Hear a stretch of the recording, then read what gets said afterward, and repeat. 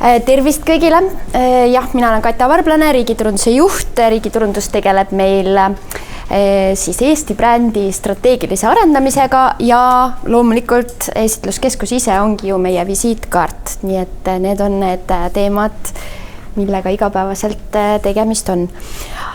Ja kui see teema oli küsimus, et miks Eesti, siis üks võimalus sellele läheneda on tegelikult läbi selle, et vaadata ka mida siis maailm täna Eestist teab, mis meie maine on ja läbi selle prisma siis üldse rääkida seda, et mis Eesti lugu on. Ja skeptikud võivad ju küsida, et kas meil on üldse mõtet nagu Eestist rääkida, et kas meil on üldse mingisugune Eestil kui riigil on mingisugune kuvand, väärtus, siis kiire vastus oleks jah, on küll.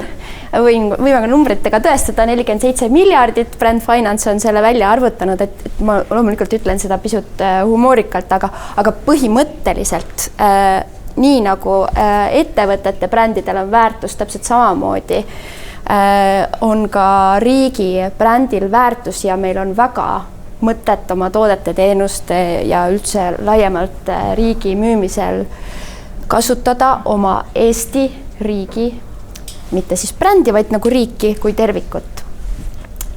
Ja teine skeptiline küsimus võib ju olla ka see, et aga mis vahet seal on, et mida meist arvatakse, mis see kuvand Eestist on maailmas või missugune meie maine on, siis see vahe väga suur, eriti tänases maailmas, kus meie julgeolek ja turvalisus on pigem habras. Väga loeb see, kas meil on seljatagust ja kas kedagi puudutab see, mis meiega toimub, kas meist hoolitakse või on teistel sellest ükskõik ja mõistagi loomulikult ega majanduslik pool samamoodi ülioluline. No-name brändi eest ollakse väga palju vähem nõus maksma kui siis, kui sul on mingisugune kuvand. Ja missugune see pilt siis Eesti kohta täna on? Global Soft Power Index on Brand Finance'i poolt välja antav selline või läbiviidav maineuuring ja selle 2025 tulemused on siis sellised, et Eesti tuntus on alla globaalse keskmise, et me oleme pisut allapoole sellest, küll aga need, kes meid teavad, arvavad meist hästi, et nagu mainega on meil hästi, tuntus on meie takistuseks. Ja võib kohe mõelda, et väike riik, et seda ei saagi parandada, saab küll, sest vaatame Soome või Taani, tegelikult väiksed riigid, väga palju eespool ei ole võimatu missioon. Loomulikult me saame aru, et ma ei ole siin päris ühel ajal seda stardipauku saanud, et on okei meil veel pisut siin järgi võtta.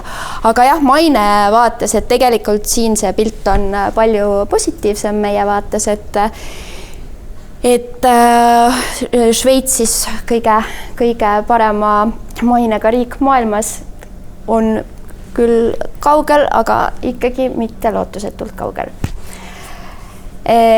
Kuidas see pilt on muutunud läbi aastate, siis suures plaanis võib väga selgelt öelda, et kõikides valdkondades Eesti maine on teinud läbi positiivse arengu, et see trend on hästi selgelt ülespoole, aga kui siia täpsemalt sisse vaadata, siis 2022 aasta ilmselgelt oli meie jaoks selline hüppe ja ükskõik missuguseid riike me siin vaatame ja ilmselt ega võite arvata, miks, eks ju, et see pilt on üsnagi kergesti kokku pandav.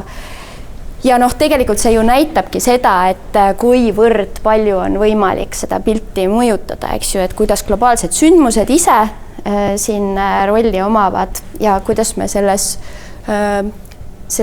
keskkonnas siis saame toimetada. Ja kui me vaatame regioone, siis ka siin me näeme Euroopa vaates, ma pole siin näidata, Euroopa vaates nagu ka selge trend ülespidi. See on nii enamustes kohtades, aga näiteks Põhja-Ameerikas siin kerge trend allapoole. Aga suures plaanis ikkagi on see liikumine olnud positiivne. aga jällegi realistina tuleb öelda nii, et selle sama laineharja peal ilmselt pikalt nagu ei kanna, et meil on vaja järgmisi teemasid, millega pildis olla. Mis täna maailmas laias pildis on need olulised muutused, mis on toimumas, eks ju, et me oleme sellises muutuste keerises, tehnoloogia kiire areng, kogu AI areng, millest siin just juttu oli, kliimakriis, demokraatlike väärtuste pärast võitlus, need on need suured teemad, mis inimesi panevad muretsema, võib-olla oleks õige sõna, vähemalt eestlasi panevad muretsema. Ja inimesed otsivad selles suures küsimuses vastust, et kus on see hea koht, kus elada, kus töötada, kellega äri teha, kuhu investeerida ja seetõttu ongi meil üks väga hea võimalus rääkida Eesti edulugu. Rääkida seda lugu, kuidas me oleme selle 30 aastaga ehitanud üles oma riigi ja oma digiriigi. See on miski lugu, mis tegelikult täpselt on suurepärane näide sellises, kuidas me oleme teinud sellises keerulises situatsioonis midagi enneolematult lahendanud neid küsimusi teistmoodi, kui kunagi varem pole tehtud. Ja see on see hea lugu, mida meil on mõistlik maailmaga jagada. Simon Anholt on selline riigibrändide asjatundja ja tema ütleb, et ükski kampaania või logo või slogan tegelikult ei oma väga suurt rolli selles, missugune on riigi maine, riigi kuvand, vaid tegelikult loevad need päris teod. Tähenduslikud teod, mida me teeme riigina, ühiskonnana, mida teevad meie ettevõtjad. Ja seetõttu ongi küsimus, et mis on need meie tähenduslikud teod, millest maailmale rääkida. Mul ei ole siin teile uudiseid, tegelikult need on need samad lood, mis on meie väga-väga tugevad lood, mis on meie vundament. On meie digiriik, digiühiskond laiemalt tervikuna, meie tugev haridussüsteem, meie maailma esimene e-residentsuse programm või siis see sama demokraatlike väärtuste eest seismine, et need ongi need suured sõnumid ja tähenduslikud teod maailma jaoks, millest me võiksime väga jõuliselt rääkida. Ja kui pöörduda tagasi siia maineuuringute teema juurde, et mida me sealt näeme Eesti kohta, siis meie mainet juhib globaalselt väga tugevalt äriajamise lihtsus, sest see on see valdkond, milles me oleme kaks korda, meid seostatakse selle valdkonnaga 2 korda tugevamini kui globaalselt keskmiselt riike. Ehk siis, et kuidas seda graafikut lugeda ongi, et see on nagu kõikide riikide keskmine ja siis on nagu valdkonnad, millega meid rohkem seostatakse ja valdkonnad, millega meid vähem seostatakse. Ja siia juurde veel, et mida me siit samast saame ka välja lugeda, on see, et teine võib-olla teemade plokk, mis siit välja joonistub, on selline Eesti kui väga hea rahvusvaheline partner, usaldusväärsus nii meie riigijuhtide suhtes kui laiemalt, panustamine teistesse riikidesse ja negatiivse poole pealt joonistub välja muidugi võib-olla see, mida me ka hästi teame, et kas meil on, kas tuntud brändid juhivad nagu meie mainet, siis see vastus on pigem täna ei, sellepärast, et meil ei ole nii suuri ja tuntud globaalselt brände, meil on mõned üksikud ja hästi tugevad ja väga tahaks, et tegelikult näiteks see sama digiriik või mingid sellised asjad oleks see, mis siin hakkab Eesti kuvandit mõõtama, aga kui me vaatame seda, kuidas inimesed maailmas globaalselt hindavad, siis täna nad seda tunnetust ei oma. Ehk siis, et siit see vastu ei peegeldu, küll aga peegeldub vastu äriajamise lihtsusest. Nii et aitame kaasa oma ettevõtteid, et neid rohkem tuntakse ja teataks. Mis veel joonistub väga selgelt välja, on see, et see, kuidas me suhtume inimestesse nii riigina, oma kodanikesse, kui ka meile külalistesse, kes meie juurde tulevad, see on väga oluline ja mõjus. Ja kuidas me täna siin välja paistame, et Eestit nähakse väga usaldusväärsena, see on väga positiivne. Globaalselt siis 34. positsioneerume, siis 193 riiki on selles uuringus, ma unustasin seda mainida, et see rivi on päris pikk, kus me seal paikneme ja erinevad riigid muidugi näevad erinevalt. Ja meie meedia usaldusväärsus samamoodi on väga positiivselt selles pildis. Ja mis see sõnum siis võiks olla? Et freedom built on trust ongi tegelikult see hea sõnum, millest me võiksime rääkida, kuidas me oleme oma riigi selle sama usaldusväärsuse ja selle peale rajanud ja tegelikult see on see, mida välispartnerid ka meis hindavad väga tugevalt.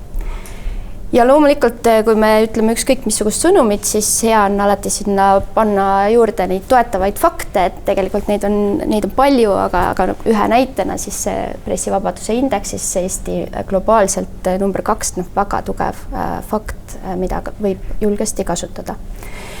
Teine temaatika oli siis äriajamise lihtsus ja siin jällegi riigiti näeme väga positiivselt, kuidas meid positsioneeritakse ja näiteks, et Singapur siis paigutab meid kõikide riikide 193 riigi seas 4. et sellised huvitavad nüansid ja nagu me siin esitluskeskuses näeme ka, Singapuri visiite käib siin palju ja nad on hästi huvitatud, nii et see kõik tegelikult peegeldub ka siit vastu. Aga mis see sõnum siis võiks olla, et näiteks Fast Forward või Digitaliis, tegelikult see sama digiriigi tugev sõnum, bürokraatiavaba elu igal rindel, nii riigi kui ärisuhete mõttes. Ja jällegi toetav fakt, näiteks kõik avalikud teenused on meil digitaalselt kättesaadavad. Veel huvitavad sõnumid siis maineuuringutest on see, et future growth potential, eesti keeles siis tuleviku kasvupotentsiaal, on huvitaval kombel selline valdkond, millega Eesti väga positiivselt tõstatub esile ja seda nagu väga laia spektris, kui me vaatame erinevaid riike ja Euroopas siis lausa nagu positsioneerub siis 7. kui kõik Euroopa riikide arvamus kokku võtta. Ja näiteks siis Rootsi, Taani, Läti, Leedu paigutavad neid number 9 selles, kuidas nad tajuvad Eestit siis tulevikupotentsiaali suhtes. Nii et see on kindlasti väga hea nüanss, mida ära kasutada. Ja mis sõnum siin võiks olla, siis tegelikult see meie Makers Mindset või Makers Nation või erinevad versioonid, kuidas me tahame sellest rääkida. Et see ärategemise tahe ja attitude, suhtumine, et see on väga omane ja see on see, mida hinnatakse tegelikult. Ja näitena siis jälle võibki tuua meie idusektori jõulise kasvu ja arengu, et selle tõestuseks. Haridus, millest siin täna juba oli juttu palju, loomulikult on väga hea teema, mida käsitleda, sellega seostatakse meie mainet väga tugevalt. Siis 29. on see positsioon globaalses kõikide riikide edetabelis, kuidas teised riigid meid näevad selle teemaga seoses ja põhimõtteliselt selline nagu hariduse kättesaadavaks tegemine kõigile, selle pakkumine kvaliteetselt ja laiemalt ka tegelikult see puudutab ka sellist üleüldist töökultuuri mitte ainult siis haridust, vaid see kandub tegelikult ju läbivalt igale poole ühiskonda edasi. Et sellest võiksime rääkida. Juba tuttav teema PISA uuringud, aga PISAs on hästi palju tegelikult alaindekseid, mis on nagu huvitavad, mida välja tuua. Näiteks sama creative thinking, et kui me räägime tulevikus vaja minevatest oskustest, siis miks mitte sellele pajutada. Ja kestlikkus. Teema, mis võib-olla mõnes mõttes on natukene siin Eestis sees kuidagi nagu tahaplaanile langenud, aga maailmas jällegi seostatakse meid selle teemaga väga tugevalt. Top 30 oleme julgelt sees ja siis selline nurture the future võiks olla selline meie sõnum selles temaatikas, et räägime sellest, kasutame oma tugevaid näitajaid, näiteks keskkonnahoidlikkuse indeks, eks ju, kus me oleme kõige esimesel positsioonil maailmas. Ma nüüd vuristasin ette, mul 3 minutit näitab mu taimer ja nagu sellise lühikese vaate ja ühe asja ütlen veel, et tegelikult meil on, kuna me oleme uuendamas Estonia veebi ja brändi veebi sügisel, siis hetkel on olemas selline võimalus, et on loodud meil selline leht brand.estonia.ee numbers, kus te saate siis erinevad faktid kätte niimoodi, et nad nagu toetavad, ütleme siis sõnumeid toetavad erinevad faktid ja seal on ka present mode, et saate siis seda kasutada inglise, korea, saksa ja prantsuse keeles esialgu. Nii et lihtsalt selline väikene teadaanne, et on üks töövahend lisaks olemas. Brand Estonia e-numbers, tegelikult kui te lähete Estonia veebilehele, siis on ka kohe, sealt tuleb see link sellele, et ühesõnaga see on selline töövahend ja teine töövahend on veel lume, et väikene ka siis chatbot, kuidas Eesti kohta sõnumeid teha aitab loodetavasti kiiremini saada vastuseid, kui on soov kellegile teha spetsiifiliselt Eesti sõnumeid. Nii, küsimused. Ja tervist, et Villu Loonde ja Impact Day festivalilt, et oli hea kuulda, et Eesti on jätkusuutlikkuse poole pealt ikkagi eesrindlik ja Impact Days me ka seda ka soovime kajastada ja kaasata. Aga selline mõte, et kui oli väga palju erinevaid teemasid, millega Eestit tuntakse, siis olen ise kokku puutunud enne Vene-Ukraina sõda, siis Ukraina, Valgevene ja ka Venemaa enda, siis ütleme inimestega, kodanikega. Ja ma sellel hetkel, kui ma nendega suhtlesin, siis ma sain aru, et meil Eestis on ikka päris hea ja vaba elada. Ja vabadus kui selline ehk on ka nagu üks selline märksõna, millele võiks ehk keskenduda tulevikus, sest et laulev revolutsioon on midagi sellist, mille kohta ka palju küsitakse ja tuntakse huvi, kui ma olen kohtunud erinevate inimestega üle maailma, et kuidas üks rahvus ja üks regioon suutis ennast lihtsalt vabaks laulda, rääkimata siis vabadussõjast endast, kus väikene riik on suutnud nii kestlik olla sellises väga keerulises geograafilises asukohas, kus meid on mitte üks, vaid mitmeid kordi tahetud viia teisele poole siis piiri. Nii et võib-olla sellele võiks isegi ka mingisuguse tähelepanu anda. Ja, et need demokraatlikud väärtused ja kogu see usaldusväärsus ja vabadus seal juures tegelikult on väga tugev teema, mida me väga teadlikult kasutame ja ma arvan, et kõik täna võiksid seda teha, kui veel ei kasuta, et lihtsalt midagi, mis me oleme võtnud varem võib-olla iseenesestmõistetavalt. Täna see ei pruugi nii olla ja sellepärast me peaksime kindlasti sinna väga tugevalt vajutama. Ja jälle siin kasutama seda ka selle nurga alt, et kuidas me oleme sellega hakkama saanud ja kuidas meil on veendumus, et me saame ka edaspidi. ja siin ongi mul ka väikene selline mõttetera, et selline ingliskeelne lause nagu feel the freedom in Estonia, et siis see annaks nagu eheda tunded, mis tähendabki päris vabaduse nagu tundmine. Ja võib-olla siis väike mõttekäik ka selles osas, et kui on mingisuguseid Eesti tooted, näiteks nagu e-residentsus, siis võiks ju mõelda ka selle peale, et kuna täna on väga suur selline affiliate marketingi võimalus ja paljud seda kasutavad ja on nagu creators market, siis ka selle järgi nagu oli näha, meid ju teatakse hästi ja samamoodi olen ise kokku puutunud, et inimesed tulevad juurde e-residentsus, et räägi mulle sellest. Siis kuidas luua olukord, et iga eestlane tahaks olla oma riigi ambassador ja jagada mingisugust linki, mis on igale siis võib-olla välismaalane huvitav pärast vaadata. Et selline väike mõte. Aitäh! Ma lõpuks arvan, et see on tegelikult iga kodaniku teha, et kuidas luua see olukord, tegelikult me peame kõik seda tahtma ja peame aru saama, miks see vajalik on. Eks see on ka see põhjus, miks me tegelikult räägime nendest maineuuringutest, et kuidagi seda pilti avardada, et see ei ole ainult selleks, et äri kasvaks, vaid see tegelikult on väga palju laiem, eks ju, töö ja materjalid saavad kaasa aidata, aga lõpuks ellu peavad viima igaüks ise, on ju. Ja, sul oli ka küsimus, Märt. Ma vaatasin huviga su presentatsiooni seda osa, kus sa rääkisid, et Eestil on ilgelt hea ja väärtuslik maine ja et tegelikult võiks e-riigi teenuseid rohkem ära kasutada selle jaoks, et meil oleks ka majanduslikult võib-olla parem tulemus.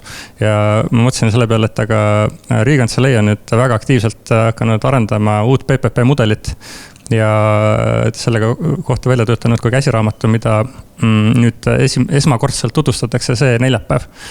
Et webinaril. Nii et kellel on huvi, siis hea meelega, ma ei tea, võib-olla peaksin ekraani peale korra panema selle info. Aga võib-olla pärast, siis kui on läbi. Just kohvipausi ajaks paneme info ekraanile, väga hea viide ja väga vajalik. Ja. Ma tean, et te tegelete pigem nagu Eesti kuvandiga väljapoole Eestit, aga kui panna nüüd võrdlusesse Eesti andmed, et kuidas Eesti inimesed Eestit näevad ja mis on meie reputatsioon oma inimeste seas, et kuidas need võrdlevad? Ja kusjuures tegelikult need andmed on olemas, aga sellepärast, et ka selles samas Global Soft Power Indexis meil on ka Eesti inimeste arvamus Eesti kohta olemas. Ja kuna me saime selle reporti kätte nagu loetud päevad tagasi, siis ma muidugi praegu jään vastuse võlgu, mis täpsed numbrid on, aga kui ma eelmise aasta pealt mõtlen, siis tegelikult see pilt on üsna okei. Me ise hindame palju madalamalt ennast kestlikkuse teemades. Me nagu ei seosta seda nii tugevalt, kui väljastpoolt nähakse. See on mul kindlasti meeles äriajamise lihtsus ja need teemad, seal me oleme väga teadlikud ja hindame ise sarnaselt, nagu on see globaalne pilt. Aga jah, et tulevad välja mingid teemad, kus me ise näeme teistmoodi ja riigiti, jah, need pildid on väga erinevad, et loomulikult näiteks haridusteema, me ise oleme teadlikud, et meil on tugev haridussüsteem, hindame ka kõrgelt, eks ju, et seal vahe on. Ja mida veel saab välja tuua, on see, Riigikantselei ise teeb ju sellist kodanike uuringut, on ju, ja kuidas me näeme näiteks turvalisuse aspektis ise hindame oma siis elu siin riigis, et kuivõrd turvaliseks, siis tegelikult see on püsinud päris okeilt, arvestades kõike, et inimestel on päris tugev usk ja veendumus. Ma täpselt numbrit ei oska sulle peast öelda, aga jah, Riigikantseleil on olemas see uuring, nad avaldavad seda, see veebilehel ka väljas kodanike seas, mis nad teevad, aga see kindlustunne on hea. Ma esitluskeskuse poole pealt ütleks seda ka, et tegelikult meil on täitsa selline plaan, et nii Eesti kõrgemaid riigiametnikke näiteks harida just selles valves, et kuidas Eestit tutvustada. Et see oleks, et igaüks oleks tõeline fänn ja ta oskaks nagu kohe sellest rääkida.